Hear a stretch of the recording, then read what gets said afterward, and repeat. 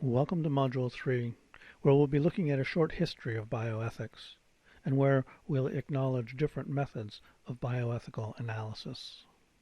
But first, I want to present a little history of the development of this field we call healthcare ethics or bioethics or biomedical ethics. There's a whole bunch of names for the same thing, although there are some precisions to be made.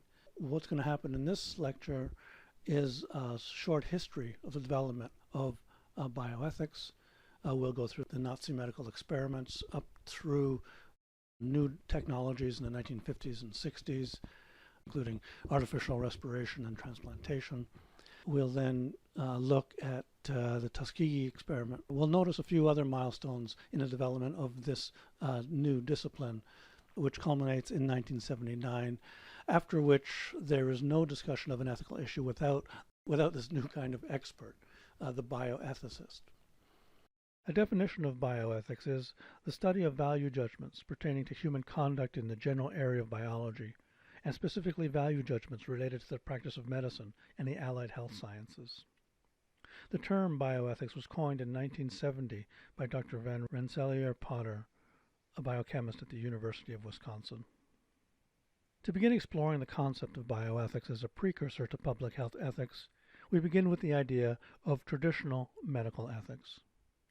Now, for as long as people have been caring for each other, there has been a right way to do it and a wrong way to do it. Hippocrates had presented one of the first codes of professional ethics, and the term medical ethics has come to signify ethical reflection from within the professional body. What I would like to do is to present the development of a distinct discipline, a discipline called bioethics, and remark on some of the milestones that mark the birth of this new discipline. We begin in the 1940s with the discovered atrocities committed on prisoners of war. The war lasted from 1939 to 1945, but the first concentration camps were built in 1933 to house political prisoners. The United States enters the war in 1941, and the war ends in 1945. It was discovered that medical research had been carried out on prisoners of war.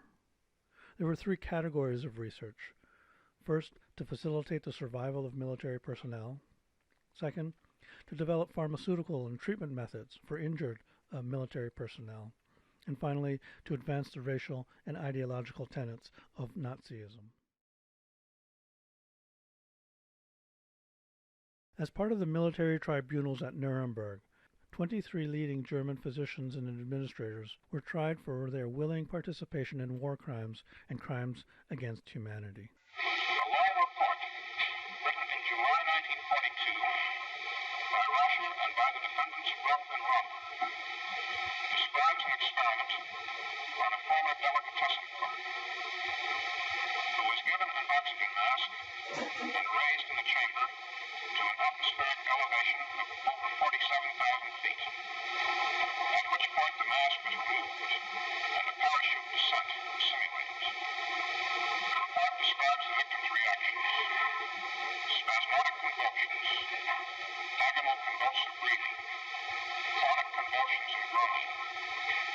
He yells aloud, convulses arms and legs, grimaces, bites his tongue, does not respond to speech, gives the impression of someone who is completely out of his mind. The evidence which we will produce will establish that the defendants Rupp and Romberg personally participated with Rasher in experiments resulting in death and torture, that the defendant Zegers watched the experiments for an entire day. On August 20th, 1947, 16 were found guilty and 7 were sentenced to death. Out of the doctor's trial of the military tribunals came the Nuremberg Code. Up until then, there had been no formal statement which differentiated between legal and illegal human experimentation. Traditional medical ethics had worked fine since Hippocrates, and the trials at Nuremberg reflected one of the first times that outsiders got involved with what happens in the medical world.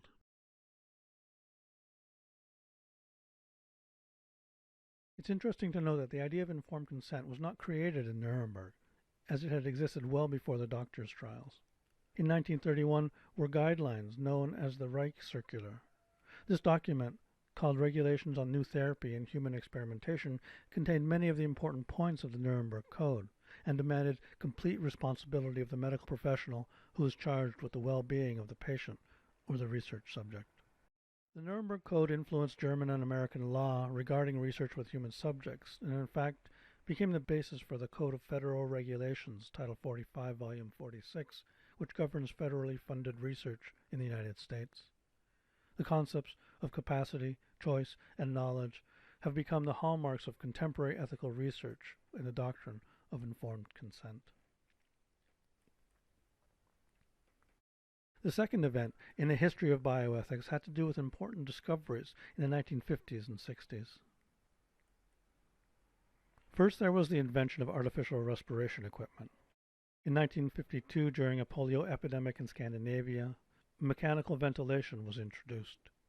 It was discovered that forcing air into the lungs of these patients prolonged their lives. Some of them would survive. Others, however, were not so lucky. But this technology raised brand new questions. A Viennese anesthesiologist, Dr. Bruno Haid, wrote a letter to the Vatican asking for clarifications. The Pope responded with an address delivered to the International Congress of Anesthesiologists in 1957. He addressed the questions that this new technology presented.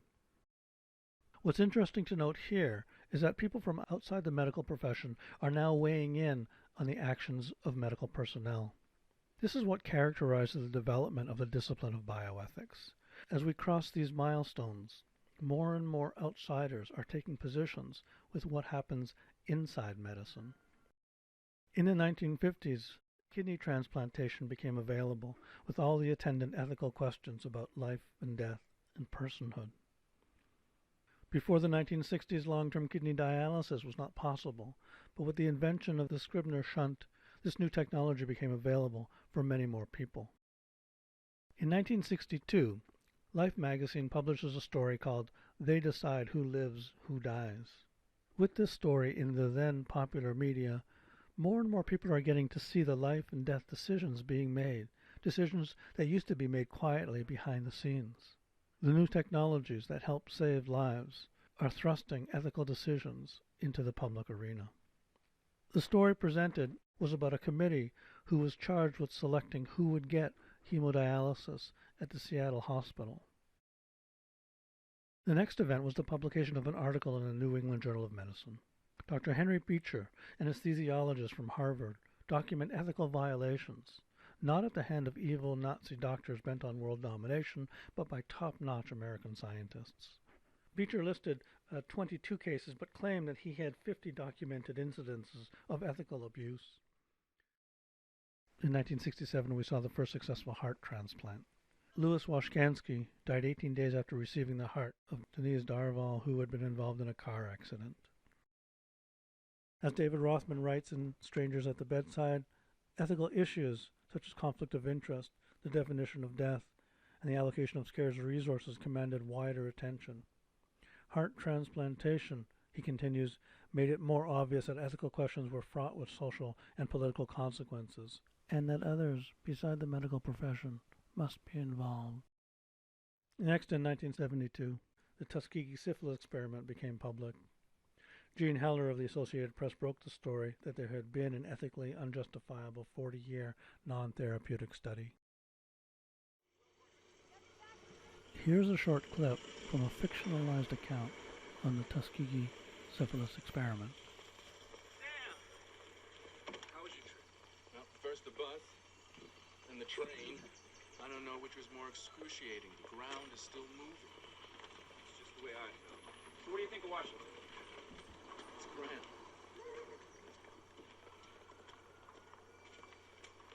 We have been most impressed with the work you've been doing at Tuskegee, Dr. Boris. Oh, yes. Davis, take the doctors back. Good work. Your syphilis treatment program was a model. Thank you. It's a pity the money dried up. Not a pity. It's a shame. I'd call it a crime. But we may have a solution. New study. Which is why we asked you up here. Oh, besides, wanting, of course, to meet you in person. Would you like a cool drink, Dr. Brodus? Had a long trip. Got some soda in the office here. Sure, thank you. Are you aware of the Oslo experiment, Dr. Brodus? Oslo? No. The venereal disease clinic in Oslo, Norway, published a very interesting report. Now, they examined several hundred men with syphilis. They came up with fascinating data. For example, how many men died with neurological impairment as compared to cardiovascular? Fascinating. Doctor, please appear. Here's the report. Take a look at it yourself. There's an English précis in the back. Coca-Cola, root beer, orange crush, sarsaparilla. Well, then, I believe, Dr. Brodus, that we have, making count, an extraordinary opportunity. They studied only white people. We believe the Negro people deserve the same chance to be studied. Study? No, we need money for treatment. We can get money for this. The federal government will pick up the whole tab. Not, of course, the 1,400 patients that we've already been treating, but we can study 400 men with syphilis, 200 non-contagious as a control group. No more depending on outsiders. Root beer, all right? Fine, thank you. We need your help. We need Tuskegee. And now, you seem skeptical. No? Well, maybe a little. Sam, this is for real. It's important to know whether the Negro reacts to syphilis the same way as the white man. Well, suppose that race doesn't make a difference and that the Negro reacts the same to syphilis as the white man. Well, we'll want to know that too, wouldn't we?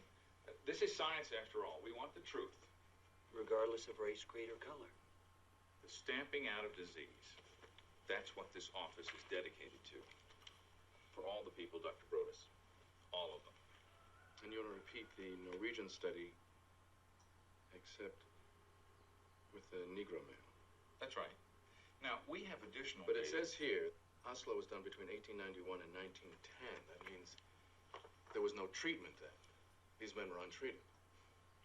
They studied untreated men with syphilis. Yes. That's right.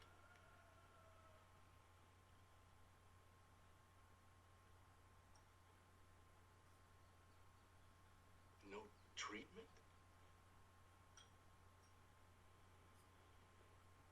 How could we do that? The only way to get a pure result. Uncontaminated by drugs or other medicine. That's the beauty of it.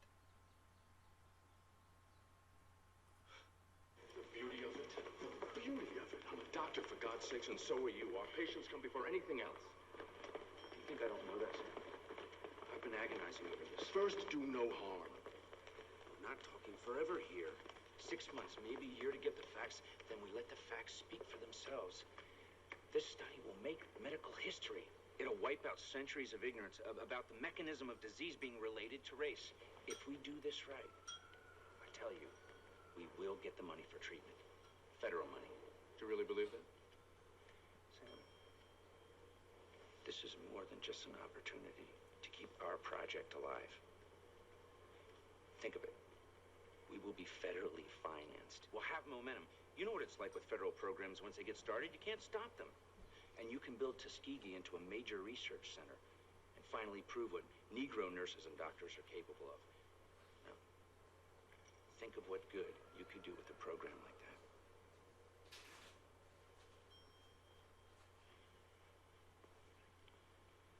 We've already run out of medicine. Our patients aren't being treated anyway. This study is the only chance we have. And the men would be studied the same as at Oslo. Exactly the same. Periodic examinations, x-rays, blood work. We do a spinal tap to check for neurologic syphilis. We give them the works, the very best we have, but this is the only way the results can be pure. And what would the study be called? Exactly what it is. Study of untreated syphilis in the Negro male. The Tuskegee study of untreated syphilis in the Negro male. Fine.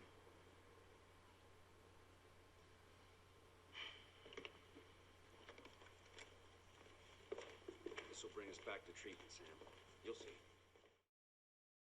Almost 400 poor black sharecroppers in Macon County, Alabama, were denied treatment for syphilis and deceived by the physicians of the United States Public Health Service.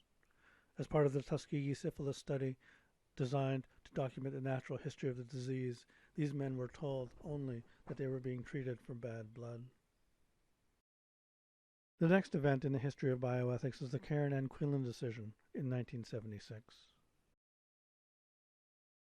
In 1975, 20-year-old Karen Ann Quinlan slipped into a coma after an automobile accident, and because there was no hope she would recover, the family asked that the respirator be disconnected and that their daughter be allowed to die with grace and dignity. The landmark suit was filed on September 12, 1975, after the doctors caring for Ms. Quinlan had refused a private request by the parents to let her die. A Superior Court judge in Morristown, New Jersey, denied the parents' request, but the decision was reversed in an appeal to the New Jersey Supreme Court. The Supreme Court set several legal and medical precedents in its unanimous decision on March 31, 1976. The court held, in a new interpretation of the right to privacy, that Ms. Quinlan's interest in having her life support system disconnected exceeded the state's interest in preserving life, so long as medical authorities saw no reasonable possibility that she would recover. Because she was in a coma, the court ruled that her father, and not the doctors or a court, was the authority in deciding for her. The court also ruled that no one could be held criminally liable for removing life support system. Life support was removed, but Karen Ann lived in a comatose state for another 9 years. Although often called a right to die case, this milestone in the development of bioethics was more about who gets to decide rather than the right to die, and the courts came down on the side of families rather than the medical professionals. In 1978, the first baby was born using in vitro fertilization techniques. This event attracted all of the media frenzy you might expect from such a monumental scientific achievement. But not long after came public debates about the development and use of these new reproductive technologies. That same year, the Belmont Report was released.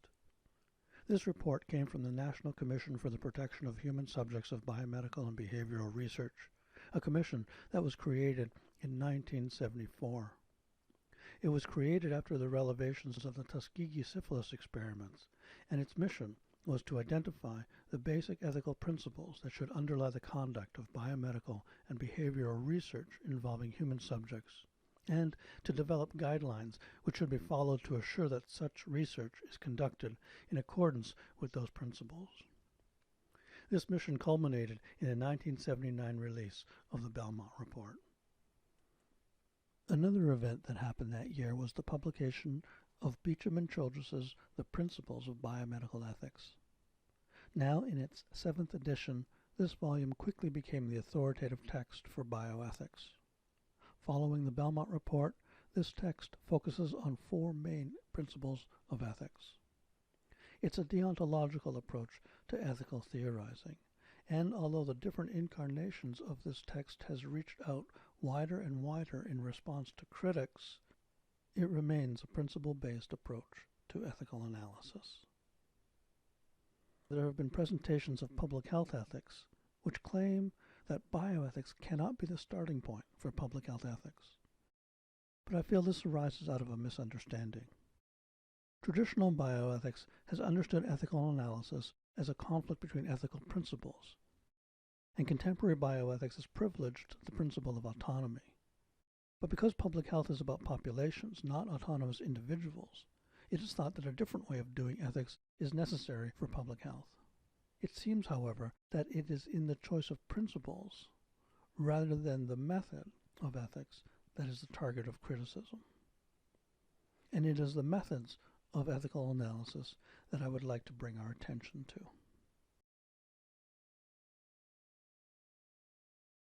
There are 3 important methods of ethical analysis I want to discuss: principalism, casuistry, and narrative. There are others, like virtue ethics and feminist approaches to bioethics, that I will not address, but can, I think, fit into these 3 methods listed. First, principlism. In many discussions of bioethics, principlism has come to mean the application of the four main principles. To apply principles means to interpret or to understand an ethical situation in terms of ethical principles. This approach, with the four principles of bioethics, has been presented as a way of doing ethics. Here's an example. Let's say there's a question about the ethics of forced vaccination. We come to the ethical question, should parents be forced to vaccinate their children? This method suggests that we reinterpret the question in terms of a dilemma which highlights two ethical principles. There are other principles besides these four in the deontological perspective, and I'd like you to note that here is included the principle of utility, and we can imagine a conflict between our own choices and the greater good. We could interpret this as a conflict between autonomy and utility.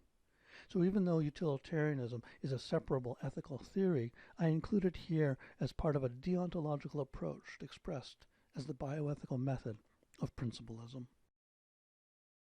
The next method I want us to be familiar with is casuistry. The word casuistry is derived from the Latin word meaning event or occasion or occurrence, and later came to be known as case studies. There's two characteristics about this approach. The first is to ask, what kind of case is this? The second characteristic asks us to compare our questionable case to a paradigm case. Here's an example. The topic would be public health research. And the question might be, is informed consent necessary for public health research? We select a paradigm case, and here we have the example of Nazi research with prisoners of war. And then we compare the case in question with the paradigm case, and we ask how similar or dissimilar is our case with Nazi research on prisoners of war. Finally, I want us to talk about narrative. A narrative as a method of bioethics. From the literature and medicine movement in the early 1980s, interest in narrative in healthcare developed over the decades in many different directions, with different theorists using narrative for a variety of purposes. Anne Hudson Jones presents two important contributions of narrative to medical ethics. First, for what they say, and second, for how they are told, or who gets to tell the story. I want to concentrate on the first contribution. What stories say are useful to ethical analysis in three ways. First, as an example, to highlight important elements of an ethical relationship, Hudson Jones tells us that narratives are useful in fleshing out issues or dilemmas in medical ethics by showing them embedded in a particularized human context, complicated by powerful emotions and complex interpersonal dynamics. Second, we can see narratives as moral guides to paint for us a picture of the good life or the lack thereof. Hudson Jones writes that any narrative that might instigate moral reflection about what it means to be a good person, to live a good life, and to practice a profession in an ethical manner could be considered important for medical ethics. And finally, narratives act as witness, where commentary is offered from within the situation in question. Hudson Jones writes that by writing narratives from their personal experiences, doctors and other healthcare professionals can have a powerful effect on the public discussion of an ethical issue. I encourage you to investigate these different methods of ethical analysis and see if and how they may be helpful in understanding ethical issues in public health.